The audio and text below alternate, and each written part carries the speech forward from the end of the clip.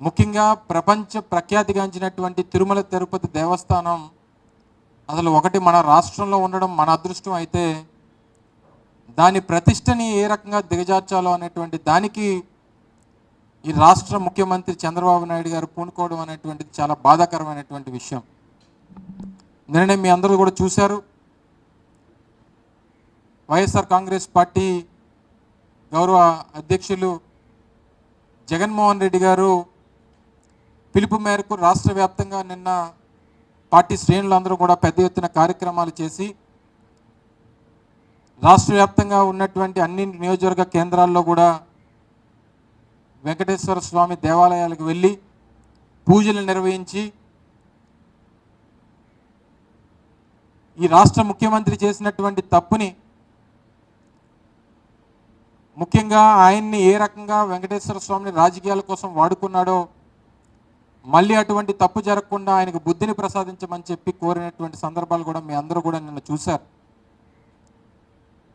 అయితే దీని మీద చాలామందికి ఏదో ఈ రాష్ట్రంలోనో ఈ రాష్ట్ర ప్రజలకు సంబంధించినటువంటి వ్యవహారం కాదు,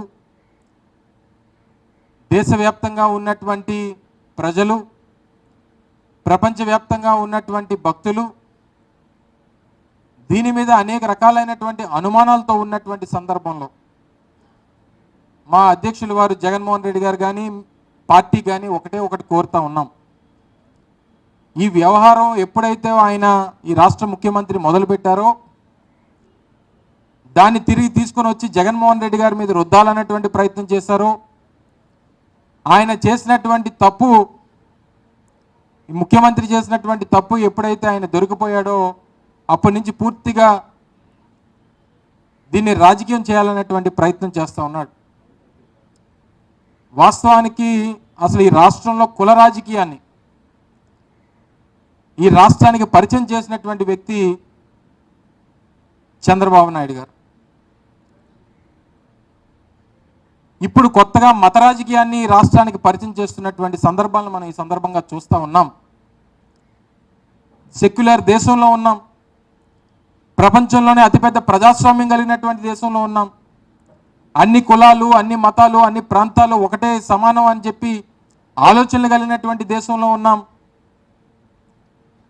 కానీ ఈరోజు మత రాజకీయానికి పునాదులు వేసి రాష్ట్రంలో మతాల మధ్య చిచ్చు పెట్టేటువంటి కార్యక్రమం